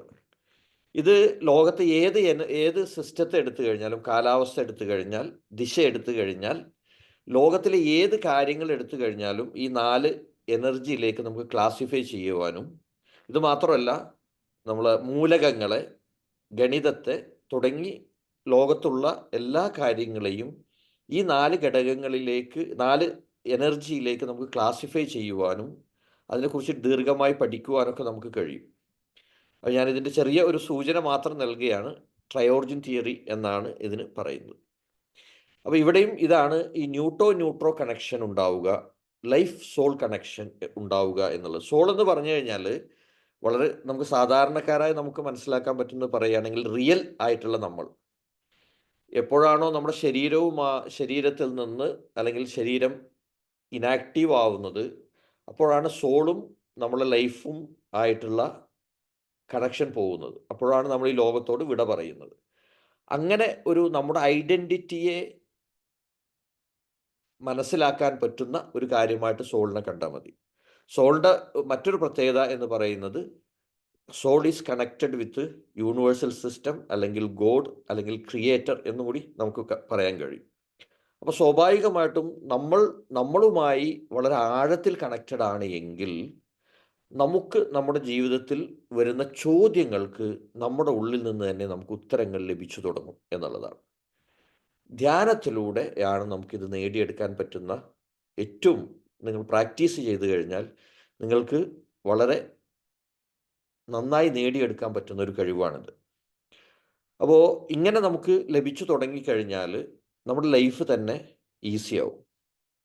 ഇപ്പോൾ നമ്മുടെ ലൈഫ് ശരിക്കും പറഞ്ഞാൽ പാസ്റ്റ്, പ്രസൻറ്റ്, ഫ്യൂച്ചർ ഇങ്ങനെയാണ് വരിക. നമുക്കൊരു പാസ്റ്റ് ഉണ്ടാവും, നമ്മളിപ്പോൾ ജീവിക്കുന്ന പ്രസൻറ്റ്, ഫ്യൂച്ചർ. സത്യത്തിൽ ജീവിതത്തെക്കുറിച്ച് ഞാൻ മനസ്സിലാക്കിയെടുത്തോളം നമ്മളൊക്കെ മനസ്സിലാക്കുന്നത് ഇത്ര വർഷം നമ്മൾ ജീവിച്ചു എന്ന് പറയുമ്പോഴും സത്യത്തിൽ നാം ജീവിക്കുന്നത് ഒരു നിമിഷമാണ്, ഒരു മൊമെൻറ്റിലാണ് നാം ജീവിക്കുന്നത്. കാരണം ഞാൻ ലാസ്റ്റ് മൊമെൻറ്റ് ഓൾറെഡി മരണപ്പെട്ട് കഴിഞ്ഞിരിക്കുന്നു. നമ്മൾ മരിക്കാൻ വേണ്ടി ഇനി കുറേ കാലം ഉണ്ട് എന്ന് കാത്തു നിൽക്കുന്ന ഒരു സാഹചര്യം ഉള്ളതെങ്കിൽ റിയാലിറ്റി എന്ന് പറയുന്നത് കഴിഞ്ഞ നിമിഷം പോലും മരണപ്പെട്ടിരിക്കുന്നു. ഇപ്പോഴുള്ള ഈ നിമിഷമാണ് ശരിക്കും നമ്മൾ ജീവിച്ചു കൊണ്ടിരിക്കുന്ന നിമിഷം എന്ന് പറയാൻ കഴിയും. കാരണം നെക്സ്റ്റ് നിമിഷം വരാനിരിക്കുന്നു, കഴിഞ്ഞ നിമിഷം ഓൾറെഡി മരണപ്പെട്ടിരിക്കുന്നു. അപ്പോൾ ഈ ഒരു റിയാലിറ്റിയെ നമുക്ക് മനസ്സിലാക്കാൻ കഴിയുക. ഈ നൗവിനെ മനസ്സിലാക്കണമെങ്കിൽ നിങ്ങളുടെ സെൻസുകളെ ഒക്കെ കൊട്ടിയടച്ച് നിങ്ങളിലേക്ക് പോകുമ്പോഴാണ് ശരിക്കും ആ നൗ എന്ന് പറയുന്ന ആ ഒരു വണ്ടർഫുൾ മൊമെൻറ്റിനെ മനസ്സിലാക്കാൻ കഴിയുക. അപ്പോൾ നമ്മുടെ ജീവിതത്തിലെ സക്സസ് എന്ന് പറയുന്നത് ശരിക്ക് ഈ 3 കാര്യങ്ങളിലാണ് എന്നാണ് മനസ്സിലാക്കുന്നത്. ഒന്ന് ഹീലിംഗ് എന്ന് പറഞ്ഞാൽ പാസ്റ്റിനെ നമ്മൾ ഹീല് ചെയ്തുകൊണ്ടേയിരിക്കണം. പാസ്റ്റ് നമുക്ക് ഭാരമായാൽ നമ്മുടെ ലൈഫ് നൗ എന്ന് പറയുന്നത് നമുക്ക് നഷ്ടപ്പെടും.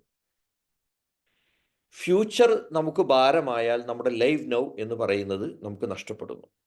ഇവിടെ ലൈഫ് നൗ കഴിഞ്ഞാൽ ഇമാജിനേഷൻ എന്ന് പറഞ്ഞതാണ് സ്വാമിജി നേരത്തെ പറഞ്ഞ സങ്കല്പം എന്നൊക്കെ പറയുന്നത്, ഇമാജിനേഷൻ. അപ്പോൾ നമ്മളെപ്പോഴും ഇമാജിൻ ചെയ്യേണ്ടത്, ഇമാജിനേഷൻ എന്ന് പറഞ്ഞാൽ വിഷ്വലൈസേഷൻ പ്ലസ് ഫീലിംഗ് ആണ് ഇമാജിനേഷൻ. ഈ ഇമാജിനേഷൻ എന്ന് പറയുന്നത് നമുക്കെന്താണോ വേണ്ടത്, ഈ ലോകത്തിന് എന്താണോ വേണ്ടത്, അതിലേക്ക് നമ്മുടെ ഇമാജിനേഷനെ മാറ്റുവാൻ നമുക്ക് കഴിയേണ്ടതുണ്ട്. അവിടെയാണ് നമുക്ക് കാംനെസ് കൊണ്ടുവരാൻ കഴിയുക. പലപ്പോഴും നമുക്ക് ഇമാജിൻ ചെയ്യുവാനുള്ള നമ്മുടെ മനസ്സിൻ്റെ കഴിവിനെ നമ്മൾ ഉപയോഗപ്പെടുത്തുന്നതിന് പകരം ദുരുപയോഗപ്പെടുത്തുകയാണ് ചെയ്യുക.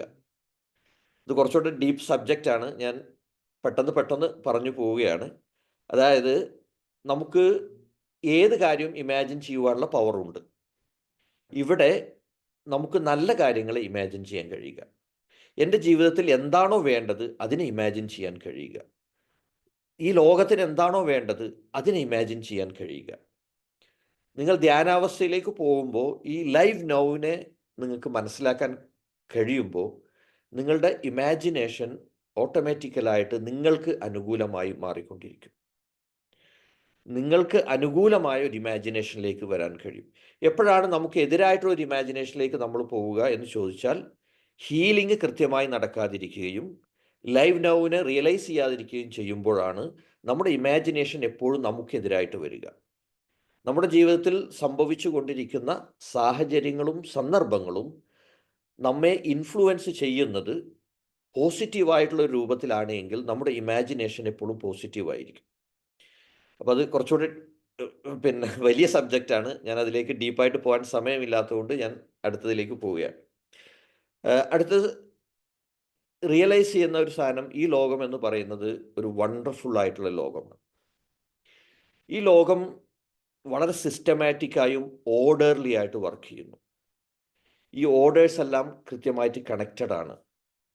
അതുകൊണ്ട് തന്നെ ഈ ലോകത്ത് ഇപ്പോൾ എന്തെല്ലാം സംഭവിച്ചു കൊണ്ടിരിക്കുന്നുവോ, അല്ലെങ്കിൽ ഈ ലോകത്തിന് ഇതിൻ്റെ സിസ്റ്റത്തിൽ എന്തെല്ലാം ഇപ്പോൾ നടന്നുകൊണ്ടിരിക്കുന്നുവോ അതിനെയെല്ലാം നമുക്ക് കാണുവാൻ കഴിയുകയും അതിനെ ഉൾക്കൊള്ളാൻ കഴിയുകയും ചെയ്യുക എന്നുള്ളതാണ് ഇതിലേറ്റവും പ്രധാനം. നമ്മുടെ ജീവിതത്തിലേക്ക് 2 കാര്യങ്ങളാണ് വന്നുകൊണ്ടിരിക്കുക. ഒന്ന് നമ്മുടെ നിയന്ത്രണത്തിലുള്ളതും ഒന്ന് നമ്മുടെ നിയന്ത്രണത്തിനപ്പുറത്തുള്ളതും. ഇവിടെ നിങ്ങളുടെ നിയന്ത്രണത്തിനപ്പുറത്തുള്ള കാര്യങ്ങളെ ആക്സെപ്റ്റ് ചെയ്യാനും നിങ്ങളുടെ നിയന്ത്രണത്തിലുള്ള കാര്യങ്ങളെ നിങ്ങൾക്ക് കാംനെസ്സിലൂടെ അല്ലെങ്കിൽ നിങ്ങൾക്ക് നിങ്ങളുടെ നിയന്ത്രണത്തിലേക്ക് കൊണ്ടുവരികയും ചെയ്താൽ ഈ ലോകത്തിൻ്റെ വണ്ടറിനെ, അത്ഭുതത്തെ നമുക്ക് കൃത്യമായിട്ട് തിരിച്ചറിയാൻ കഴിയും എന്നുള്ളതാണ്. ധ്യാനം എന്നെ പഠിപ്പിച്ച കാര്യമാണ് ഞാൻ പറയുന്നത്. അതായിരിക്കും കുറച്ചുകൂടെ മനസ്സിലാക്കാൻ എളുപ്പം എന്നുള്ളത് കൊണ്ടാണ് ഞാൻ അങ്ങനെ പറയുന്നത്. അതായത് നമുക്കറിയാം, നമ്മുടെ ജീവിതത്തിലേക്ക് പല പ്രതിസന്ധികൾ എന്ന് നാം വിചാരിക്കുന്ന, ഞാൻ അങ്ങനെ തന്നെയാണ് പറയുന്നത്, പ്രതിസന്ധികൾ എന്ന് നാം വിചാരിക്കുന്ന പല കാര്യങ്ങളും കടന്നു വരുമ്പോൾ അത് സാധ്യതയായി കാണാൻ കഴിയുന്ന ആളുകൾക്കാണ് ഈ ലോകത്തെ ഒരു വണ്ടർഫുൾ വേൾഡായിട്ട് കാണാൻ കഴിയും. അതിലേക്ക് നമുക്ക് അത് ആ രൂപത്തിൽ നമുക്ക് അതിനെ സമീപിക്കാൻ കഴിയണം. അപ്പം നമ്മുടെ നിയന്ത്രണത്തിലുള്ള കാര്യങ്ങൾ നമുക്ക് നിയന്ത്രിക്കാൻ കഴിഞ്ഞാൽ നമ്മുടെ നിയന്ത്രണത്തിനപ്പുറത്തുള്ള കാര്യങ്ങളെ നമുക്ക് കൃത്യമായി മാനേജ് ചെയ്യാൻ കഴിയും എന്നുള്ളതാണ് യാഥാർത്ഥ്യം. ഞാൻ ഒന്നുകൂടെ പറയാം, നമ്മുടെ നിയന്ത്രണത്തിലുള്ള കാര്യങ്ങളെ നമുക്ക് കൃത്യമായി മാനേജ് ചെയ്യാൻ കഴിഞ്ഞാൽ, നമുക്ക് നമ്മുടെ നിയന്ത്രണത്തിലേക്ക് കൊണ്ടുവരാൻ കഴിഞ്ഞാൽ, നമ്മുടെ നിയന്ത്രണത്തിനപ്പുറത്ത് നമ്മുടെ ജീവിതത്തിലേക്ക് വരുന്ന എല്ലാ കാര്യങ്ങളെയും നമുക്ക് കൃത്യമായി മാനേജ് ചെയ്യാൻ കഴിയും. ഒരു ഉദാഹരണമായിട്ട് പറയുകയാണെങ്കിൽ, നമ്മുടെ ബിഹേവിയർ അല്ലെങ്കിൽ നമ്മുടെ ഇമോഷൻസിനെ നമ്മുടെ നിയന്ത്രണത്തിലേക്ക് നമുക്ക് കൊണ്ടുവരാൻ കഴിഞ്ഞാൽ, നമുക്ക് ചുറ്റും നടക്കുന്ന നമുക്ക് അനുകൂലമോ അല്ലെങ്കിൽ പ്രതികൂലമോ ആയ കാര്യങ്ങളെ നമുക്ക് അനുകൂലമാക്കി മാറ്റുവാൻ കഴിയും എന്നുള്ളതാണ്. നിങ്ങളുടെ ഇമോഷൻസ് നിങ്ങളുടെ നിയന്ത്രണത്തിലല്ല എങ്കിൽ നിങ്ങൾക്ക് അനുകൂലമായി വരുന്ന കാര്യങ്ങൾ പോലും നിങ്ങൾ പ്രതികൂലമായി കാണുകയും പ്രതികൂലമായി അതിനെ നിർമ്മിച്ചെടുക്കുകയും ക്രിയേറ്റ് ചെയ്തെടുക്കുകയും ചെയ്യും എന്നുള്ളതാണ്. അപ്പോൾ ഇതും തന്നെ കുറച്ച് ഡീപ്പായിട്ടുള്ള സബ്ജക്റ്റാണ്. ഞാനതിൻ്റെ സൂചനകൾ മാത്രം തന്നു പോകാനേ കഴിയുള്ളൂ. ഇപ്പോൾ ഇമോഷൻസ് എന്ന് പറയുന്നത് നമുക്കറിയാം, പലപ്പോഴും നമ്മളെപ്പോൾ സന്തോഷിക്കണമെന്ന് നമ്മളെപ്പോൾ ആനന്ദിക്കണമെന്ന് മറ്റുള്ള ആളുകൾ തീരുമാനിക്കുന്നതിലേക്ക് പോകുന്നുവെങ്കിൽ നിങ്ങൾക്ക് നിങ്ങളുടെ ഫ്രീഡം നഷ്ടപ്പെടുന്നു എന്നതാണ്. നിങ്ങൾ ധ്യാനത്തിലൂടെ പോവുകയാണ് എങ്കിൽ നിങ്ങൾ എപ്പോൾ സന്തോഷിക്കണമെന്ന്, എപ്പോൾ കരയണമെന്ന്, എപ്പോൾ ദേഷ്യപ്പെടണമെന്ന് നിങ്ങൾ തീരുമാനിക്കുന്നു. അപ്പോൾ നിങ്ങളുടെ ഇമോഷൻസും നിങ്ങളിൽ നിന്ന് പുറത്തേക്ക് വരുന്ന കാര്യങ്ങളും നിങ്ങളുടെ നിയന്ത്രണത്തിലേക്ക് വരുന്നു എന്നാണ് അതിനർത്ഥം. അതല്ലെങ്കിൽ ഏതെങ്കിലും ഒരു വ്യക്തി തീരുമാനിക്കുമ്പോൾ നമ്മൾ സന്തോഷിക്കുകയും സമാധാനിക്കുകയും ചെയ്യും. ഞാൻ ഓൺട്രപ്രണേഴ്സിനോട് പറയാറുണ്ട്, ഇവിടെ ഇരിക്കുന്ന ഡോക്ടേഴ്സ് ആണെങ്കിലും പലരും ഓൺട്രപ്രണേഴ്സ് കൂടിയാണല്ലോ. അപ്പോൾ ഓൺട്രപ്രണേഴ്സിൻ്റെയൊക്കെ ഇമോഷൻസിനെ കൺട്രോൾ ചെയ്യുന്നത് അവർ ഇൻ്റർവ്യൂ ചെയ്ത് അവൻ്റെ കുടുംബം ജീവിച്ചു പോകട്ടെ എന്ന് വിചാരിച്ച് ജോലിക്ക് വെച്ച ആളുകളായിരിക്കും മുതലാളി എപ്പോൾ ചിരിക്കണമെന്ന്, എപ്പോൾ ദേഷ്യപ്പെടണമെന്ന്, എപ്പോൾ സങ്കടപ്പെടണമെന്ന്, എപ്പോൾ സന്തോഷിക്കണമെന്ന് തീരുമാനിക്കുന്നതിലേക്ക് പോകുമ്പോൾ ഈ ഓൺട്രപ്രണറുടെ ഒരു വലിയ പ്രതീക്ഷയുണ്ട്, ഒരു വലിയ ആഗ്രഹമുണ്ട്. അവൻ വളർത്തിയെടുത്തൊരു കുഞ്ഞാണ് അവൻ്റെ സ്ഥാപനം. ആ സ്ഥാപനം അവന് കൈവിട്ടു പോവുകയാണ് ചെയ്യുക. ഇവിടെ ഏറ്റവും ഇമ്പോർട്ടൻ്റ് ആണ് നമ്മുടെ നിയന്ത്രണത്തിലുള്ള കാര്യങ്ങളെ നമ്മളിലേക്ക് കൊണ്ടുവരിക. ധ്യാനത്തിലൂടെ നിങ്ങൾക്കതിൽ എത്തിച്ചേരാൻ കഴിയും. ധ്യാനം അതിനുള്ള ഏറ്റവും ബെസ്റ്റായിട്ടുള്ള മാർഗമാണ്. ഇത്രയും ആണ് എനിക്ക് ഈ വിഷയത്തിൽ പറയാനുള്ളത്. ഇനി ഇതുമായി ബന്ധപ്പെട്ട് നിങ്ങൾക്ക് എന്തെങ്കിലും ക്വസ്റ്റ്യൻസ് ഉണ്ടെങ്കിൽ ചോദിക്കാം. അപ്പോൾ ഞാനതിൻ്റെ കൂടുതൽ തീർച്ചയായും സമയമുണ്ടെങ്കിൽ ഞാൻ കുറച്ചുകൂടെ വളരെ ഭംഗിയായിട്ട് കാര്യങ്ങൾ പറയുകയുണ്ടായി. മനസ്സിനെയും ശരീരത്തിനെയും ശാന്തമാക്കുക എന്നുള്ളതാണ് എൻ്റെ പ്രാഥമികമായ ലക്ഷ്യമെന്ന് പറയുകയുണ്ടായി. അതോടൊപ്പം തന്നെ നേരത്തെ പറഞ്ഞല്ലോ, അഷ്ടാംഗ യോഗത്തിന് പറയുകയുണ്ട്, സമാധിക്ക് മുമ്പുള്ള അവസ്ഥയാണ് ധ്യാനം എന്നുള്ളത്. അപ്പൊ ഇത് പല തലത്തിൽ വേണം വ്യാഖ്യാനിക്കാം. ഒരു സിനിമ കാണുമ്പോൾ അതിന്റെ സൂക്ഷ്മമായ തലത്തിൽ വ്യാഖ്യാനിക്കാം, പാട്ട് കേൾക്കുമ്പോൾ സൂക്ഷ്മമായി വ്യാഖ്യാനിക്കാം, എങ്ങനെ വേണം, it is up to you. കേൾക്കുന്നയാൾ ഇഷ്ടപ്പെട്ട് ചെയ്യാം. ഹോമിയോപ്പതിയോടുള്ള ബന്ധം വെച്ചാൽ doctor Samuel Hahnemann organon of മെഡിസിനിൽ പറഞ്ഞൊരു കാര്യം, the greatest source of wisdom is know yourself. സ്വയം തിരിച്ചറിയുക എന്നുള്ളത് തന്നെയാണ് ഏറ്റവും വലിയ അറിവിന്റെ അന്തിമമായ പോയിന്റ് എന്ന് പറയുന്നത്. നമ്മുടെ പേരിനോടൊപ്പം തന്നെ സ്മൈൽ ഉള്ളവർ നമ്മുടെ ഇസ്മായിൽ സേഡ് സാറുണ്ട്. സാർ എപ്പോഴും പറയുന്ന ഒരു കാര്യം, സേഡ് സാറേ, സാർ എന്ത് പറയുന്നു, അഭിപ്രായം എന്തെങ്കിലും ആഡ് ചെയ്യാനുണ്ടോ? അദ്ദേഹം പറഞ്ഞ കാര്യമുണ്ട്, സ്വാമി പറഞ്ഞാലും വലിയ കാര്യമുണ്ട്. നമ്മൾ ധ്യാനത്തില് ഒരുപാട് നിൽക്കാൻ പറ്റില്ല, എങ്കിലും ധ്യാനത്തിൽ ഒരു 2 മിനിറ്റ് നിൽക്കാൻ പറ്റുമെങ്കിൽ നമ്മുടെ ആരോഗ്യം പുഷ്ടിപ്പെടുകയും ചെയ്യും. ഒരുപാട് കാര്യങ്ങളും ചെയ്യാൻ പറ്റും. നമസ്കാരം നാളെ കണ്ണടച്ച് നമസ്കരിക്കില്ലേ, നമസ്കരിക്കുമ്പോൾ നമുക്ക് അത്രയും സമയം നമുക്ക് ധ്യാനത്തിൽ മുഴുകി നിന്നാൽ നമുക്ക് ഒരുപാട് കാര്യങ്ങൾ ചെയ്യാൻ പറ്റും. ഒരുപാട് കാര്യങ്ങൾ ചെയ്യും. അത് തന്നെയാണ് ഇദ്ദേഹം പറഞ്ഞതും ഡോക്ടർ സാം പറഞ്ഞതും സ്വാമിജി പറഞ്ഞതും. സ്വാമിജി അടുത്ത് സംസാരിക്കും. സ്വാമിജി പോയെന്ന് തോന്നുന്നു അല്ലേ? സ്വാമിജി ഞാൻ നേരിട്ട് പരിചയമുള്ള ആളാണ് ഞാൻ. സമയം കിട്ടിയില്ല എനിക്ക്. ഇസ്മായിൽ സെറ്റ് നമ്മുടെ IFPHന്റെ പ്രസിഡന്റ് ആണ്. ഓക്കെ, ഓക്കെ, കണ്ടതിൽ സന്തോഷം. Thank you. മാത്രമല്ല ക്യാൻസർ താങ്കളുടെ സ്പീച്ച് വളരെ നന്നായിട്ടുണ്ടോ? അത് ഒന്നിനെ കണക്ട് ചെയ്ത് അദ്ദേഹം സാർ പറഞ്ഞു. അത് വളരെയധികം എല്ലാവർക്കും ഉപകാരപ്പെടണം. ഇനി ഇതിന്റെ മേലുള്ള കാര്യങ്ങൾ പറയാൻ വേണ്ടി അടുത്ത 1-2 ദിവസം കൂടെ വരണമെന്നാണ് എൻ്റെ അപേക്ഷ. അദ്ദേഹം പറഞ്ഞുകൊണ്ട് മാറ്റം ആയില്ല. കാരണം ഇതൊരു സമ്മറി മാത്രമേ കിട്ടിയുള്ളൂ. നമുക്ക് ഒരു മേൽച്ചൂട് മാത്രമേ കിട്ടിയിട്ടുള്ളൂ. കുറച്ചുകൂടി ഡീപ്പായിട്ട് കിട്ടണമെങ്കിൽ അദ്ദേഹത്തിന്റെ കുറച്ചുകൂടി ക്ലാസ് വേണ്ടി വരും. തീർച്ചയായിട്ടും നമുക്ക് വേറെ അറേഞ്ച് ചെയ്യാം സാറേ. തീർച്ചയായിട്ടും നല്ല നിർദ്ദേശമാണ്. ഹരിഹരൻ സാർ അഡ്മിറ്റ് ചെയ്യാമോ? Hariharan sir.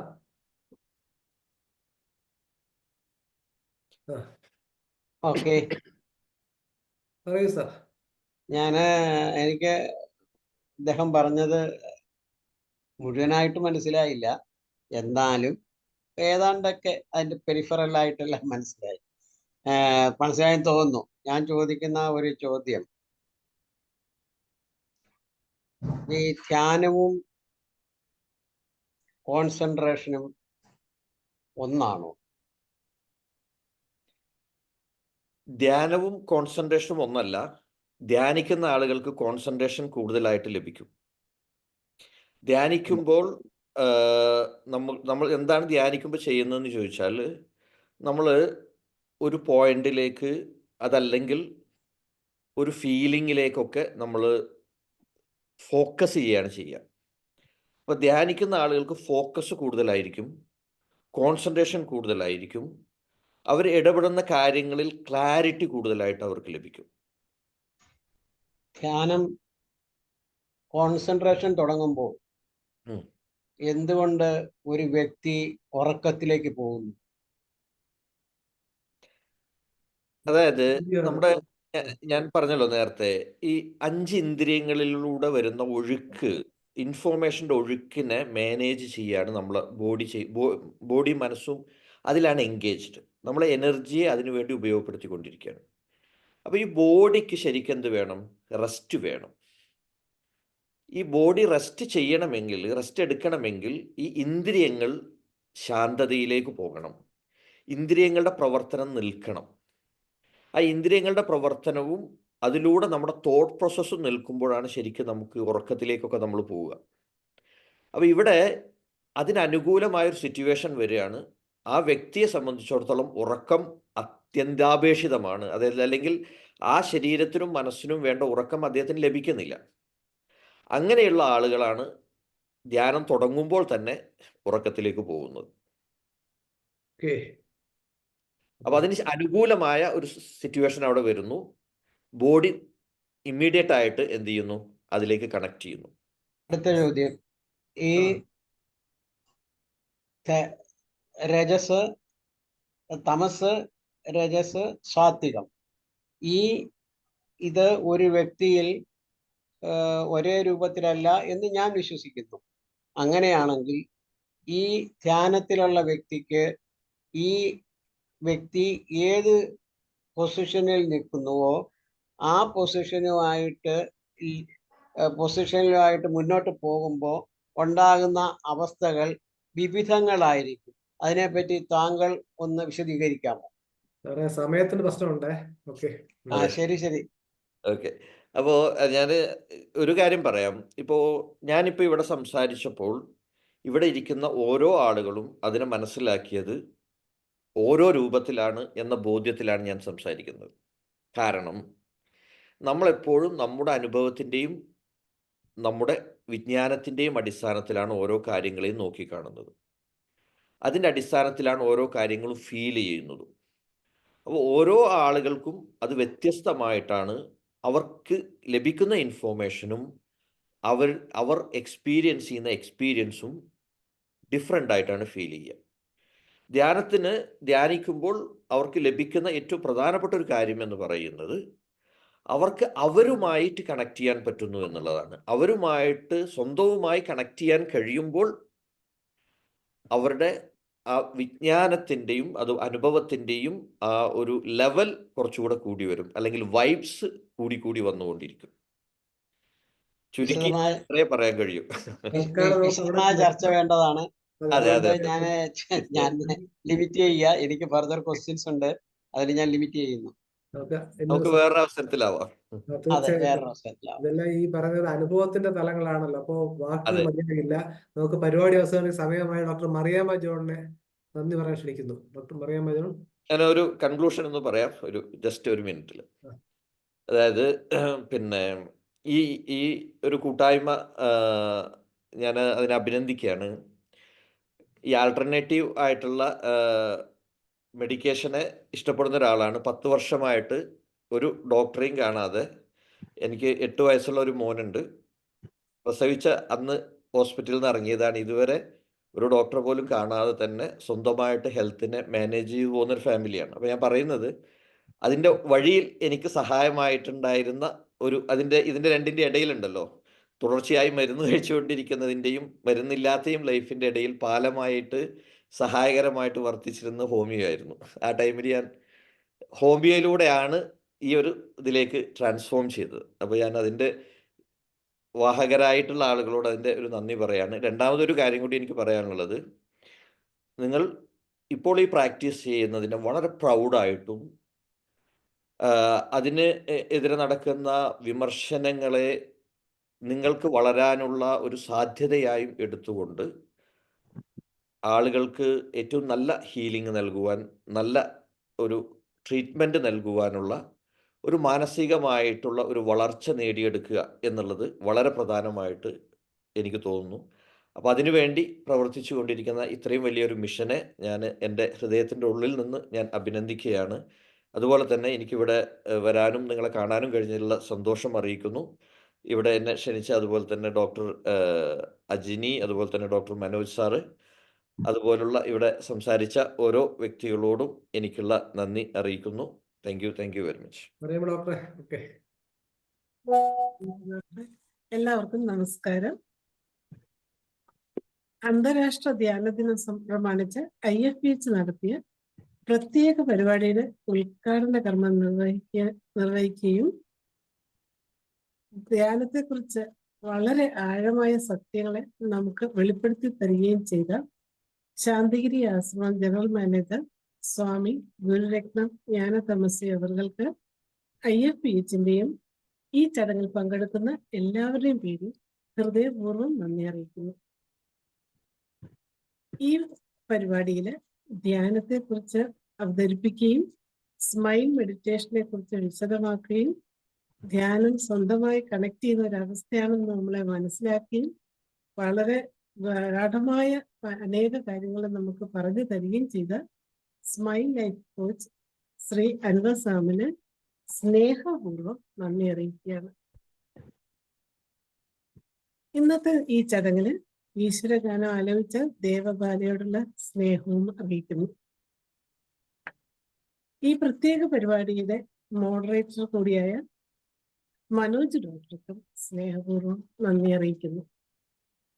IFPHന്റെ president doctor Ismail Syed sir, vice president Shaji Kudiyar doctor, അതുപോലെ തന്നെ IFPHന്റെ എല്ലാ ഭാരവാഹികൾക്കും പ്രത്യേകം നന്ദി അറിയിക്കുകയാണ്.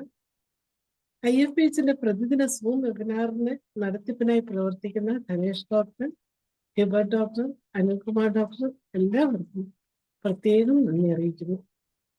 ഇന്നത്തെ ഈ പരിപാടിയിൽ പങ്കെടുത്ത് ഈ ചടങ്ങ് വിജയിപ്പിച്ച എല്ലാ ഹോമിയോപ്പതി സ്നേഹികൾക്കും ഡോക്ടർമാർക്കും വിദ്യാർത്ഥികൾക്കും പേരുപേരായി നന്ദി അറിയിക്കുകയാണ്. 1573 ദിവസത്തെ IFPHന്റെ പ്രതിദിന സൂം വെബിനാർ ഇത്രയും വിജയകരമായി നടത്തുന്നതിന് നമ്മളെ സഹായിച്ച ഈശ്വരന് നന്ദി അറിയിച്ചുകൊണ്ട് നിർത്തട്ടെ. നന്ദി, നമസ്കാരം. അപ്പോൾ യഥോ തത്വപതി എന്നാണ് അദ്ദേഹം ഓർമ്മിപ്പിച്ചത്. എല്ലാവരും ആ ഒരു കാര്യം ഓർമ്മിക്കുക. ഉത്തരം ഉള്ളിൽ നിന്ന് തന്നെ വരും എന്നുള്ളത് പറയുകയുണ്ടായി. അതായത് ഗുരു സാക്ഷാൽ പരബ്രഹ്മം, ഈശ്വരൻ തന്നെയാണ് ഗുരു എന്നുള്ളതിന്റെ അർത്ഥം. വളരെ നന്നായിട്ടുണ്ട്. ഈ പരാമർശത്തോടു കൂടി ഇന്നത്തെ ദിവസം അവസാനിപ്പിക്കുകയാണ്. നാളെ ദിവസം വീണ്ടും കാണാം. അതുവരേക്കും നന്ദി, നമസ്കാരം.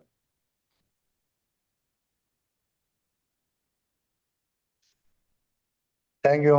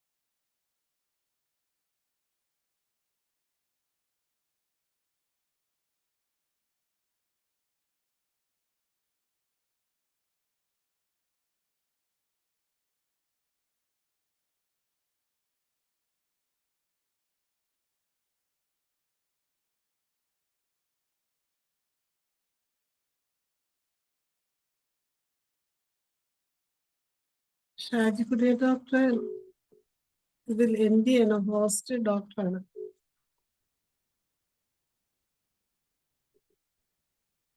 ഷാജി കുടിയ ഡോക്ടറെ